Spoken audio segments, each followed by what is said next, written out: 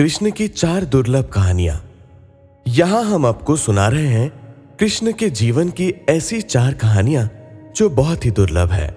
जाने कि कैसे दुर्योधन की पत्नी कृष्ण भक्त हो गई, कैसे कृष्ण ने सत्यभामा के घमंड को ठीक किया, कृष्ण का सिरदर्द कैसे अजीब ढंग से गायब हो गया और क्यों कृष्ण ने अपने भक्त को उसके हाल पर ही छोड़ दिया।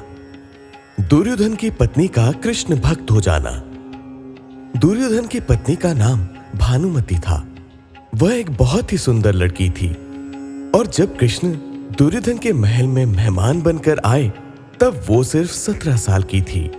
दुर्योधन ने एक षड्यंत्र रचा जिससे कृष्ण को नशे की हालत में लाकर कोई वादा करा लिया जाए। उसने सभी तरह की व्यवस्थाएं की और इस बात का खास ख्याल रखा कि भोज में खूब अच्छी मात्रा में शराब भी हो। दुर्योधन के दोस्त भी आए और सभी ने इतनी शराब पी कि वे सब नशे में धुत हो गए, पर कृष्ण ने अपने आप को शांत रखा और वे हर किसी को खुश करते रहे। इस सारे हंगामे में भानुमति ने भी कुछ ज्यादा पी ली थी। जितनी वो पी सकती थी उससे भी ज्यादा। वो एक युवा लड़की थी और उसे इन चीजों की आदत नहीं थी, तो वो नशे में बहकने लगी। कुछ समय बाद सभी लोग बहकने लगे और चीजें काबू से बाहर जाने लगी। भानुमति अपने पर काबू खो बैठी। वो कृष्ण से लिपट गई और उनके लिए अपनी इच्छा प्रकट करने लगी। कृष्ण ने उसे किसी शिशु की तरह संभाला और वे समझ गए थे कि स्थिति खराब हो चुकी थी। वे समझ गए थे कि भानुमति अगर कुछ गलत कर बैठी तो बाद में संभाल नहीं पाएगी और हस्तिनापुर की रानी का गौरव कलंकित हो जाएगा। इसलिए कृष्ण उसको उठाकर महल के अंदर ले गए और उसकी सास गांधारी के कक्ष में जाकर उनके हवाले कर दिया। अगले दिन सुबह जब भानुमति को पता चला तो वो कृष्णा के प्रति सम्मान और कृतज्ञता से भर गई कि उन्होंने उसे बचा लिया था। तब से वह कृष्णा की भक्त बन गई। कृष्ण की घमंडी पत्नी सत्यभामा कृष्ण की दूसरी पत्नी थी। वह एक बहुत ही घमंडी स्त्री थी। उसका यह मानना था कि वो सबसे सुंदर और सबसे अमीर स्त्री थी, क्योंकि उसके पिता एक बहुत ही धनवान व्यक्ति थे। तो सत्यभामा जितने और जो रत्न और आभूषण और संपत्ति चाहती थी वह सब उसके पास थे। स्वाभाविक रूप से घमंड उसकी एक बड़ी समस्या थी। एक बार कृष्ण के जन्मदिवस के अवसर पर सत्यभामा ने सोचा कि वह सबको दिखाएगी कि वह कृष्णा को कितना प्यार करती थी। तो उसने तय किया कि वो कृष्णा के वजन जितना सोना शहर के लोगों में बांटेगी। इसे तुला भर कहते हैं। ये मंदिर में होता है। लोग एक बड़ी तराजू में अपने वजन के बराबर का मक्खन, घी या चावल या कुछ और रखकर वो चीज लोगों में बांटते हैं। चावल, नमक, दाल या सोना या वह कुछ भी आप दे सकते हैं जो देना चाहे। ये प्राचीन परंपरा हमारी संस्कृति का एक हिस्सा है। सत्यभामा ने तुला भर की व्यवस्था की। लोग बहुत प्रभावित हुए, पर कृष्ण पर इन बातों का कोई असर नहीं हुआ। वे जाकर तराजू के एक पलड़े पर बैठ गए। सत्यभामा जानती थी कि उनका वजन लगभग कितना है और उसने उतना सोना तैयार ही रखा था। पर जब उसने सब सोना दूसरे पलड़े पर रखा तो कांटा जरा भी ना हिला। कृष्ण का पलड़ा थोड़ा भी ऊपर नहीं हुआ। ऐसा ही कुछ तब भी हुआ था जब कृष्ण एक शिशु थे। एक राक्षस आकर उन्हें ले जाने लगा। तब कृष्ण ने अपना वजन इतना बढ़ा लिया कि राक्षस वहीं गिर पड़ा और कृष्ण ने उसके ऊपर बैठकर उसे वहीं कुचल मार डाला। क्रिया योग में एक ऐसा तरीका है जिससे कोई योगी अपना वजन बढ़ा या घटा सकता है।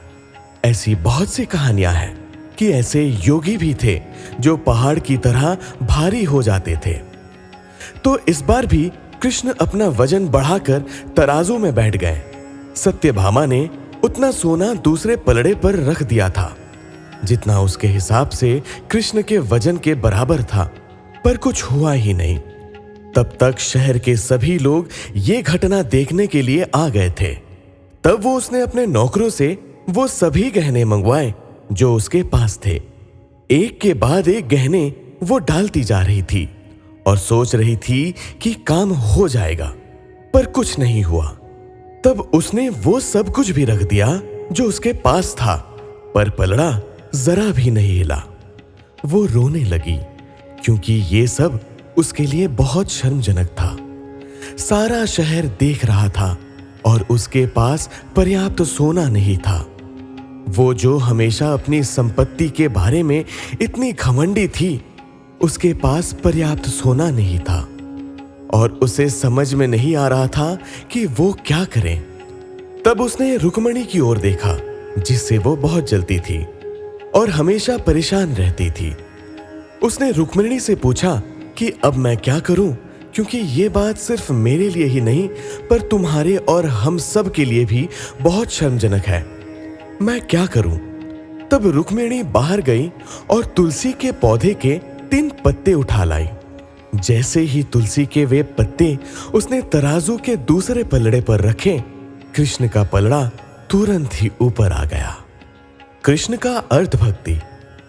एक दिन कृष्ण दोपहर में खाना खा रहे थे और सत्यभामा बहुत ही खुशी और गर्व के साथ खाना परोस रही थी, क्योंकि वो ऐसे व्यक्ति नहीं थे जो रोज खाना खाने घर पर आए। उसे ऐसा अवसर कभी कभी ही मिलता था कि वो उन्हें खाना परोसे, तो वो ये बहुत खुशी और आनंद से कर रही थी। खाने के बीच में ही कृष्ण अचानक उठ खड़े हुए और हाथ धोए बिना ही दरवाजे की ओर दौड़ने लगे। सत्यभामा अवाक रह गई और बोली, अरे ये क्या है? खाना तो खा लीजिए और फिर जाइए। कृष्ण बोले, नहीं, मुझे जाना जरूरी है, और मुख्य दरवाजे की ओर दौड़ पड़े। पर अचानक वे वापस मुड़े और खाना खाने बैठ गए। तब सत्यभामा ने पूछा, आप इस तरह क्यों दौड़ पड़े और क्यों वापस आ गए? ये सब क्या है? कृष्ण ने जवाब दिया, मेरा एक भक्त जंगल में बैठा था और उसके जीवन प्राण ही कृष्ण कृष्ण कृष्ण हो गए थे। मैंने एक भूखे बाघ को उसकी ओर आते देखा तो मुझे जाना पड़ा। मैं दरवाजे तक पहुंचा ही था कि उस बेवकूफ ने पत्थर उठा लिया, तो मैं वापस आ गया। अब उसे अपने आप ही अपनी परिस्थिति संभालने दो। कृष्ण के सिरदर्द का इलाज। एक बार कृष्ण के जन्मदिवस के अवसर पर उत्सव मनाने के लिए बहुत बड़ी तैयारियां की गई थी। नृत्य, संगीत और भी बहुत कुछ। लोग बड़ी संख्या में इकट्ठा हुए, पर कृष्ण घर में ही बैठे रहे। वे शायद उसमें भाग लेना नहीं चाहते थे।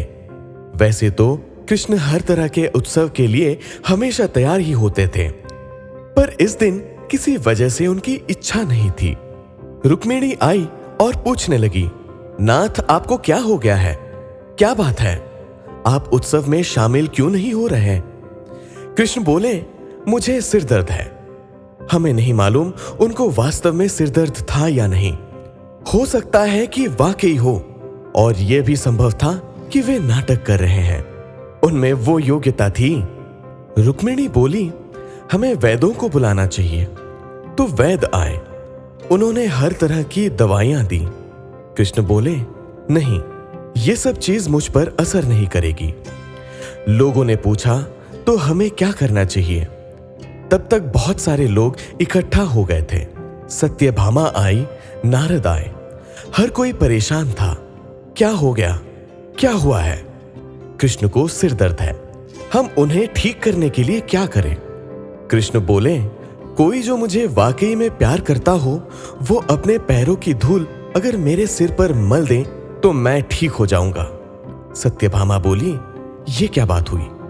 मैं आपसे बहुत प्यार करती हूं, पर यह नहीं हो सकता कि मैं अपने पैरों की धूल लेकर आपके सिर पर लगाऊं। हम ऐसा काम नहीं कर सकते। रुक्मिणी रो रही थी। हम ये कैसे कर सकते हैं? ये तो आपका अनादर होगा, अपमान होगा। हम ये नहीं कर सकते। नारद भी पीछे हट गए थे। मैं ऐसा कुछ भी करना नहीं चाहता। आप स्वयं भगवान हैं। मुझे नहीं मालूम कि इसमें क्या रहस्य है, पता नहीं इसमें कौन सा जाल होगा। मैं ऐसा कोई काम नहीं करना चाहता। चारों ओर बात फैल गई। हर कोई सकते में थे। हम ये काम नहीं कर सकते। हम सब इन्हें बहुत प्यार करते हैं, पर ऐसा करके हम नरक में जाना नहीं चाहते। उत्सव मनाने के लिए लोग कृष्ण का इंतजार कर रहे थे, पर कृष्ण अपना सिर दर्द लेकर बैठे थे। फिर ये बात वृंदावन तक पहुंची।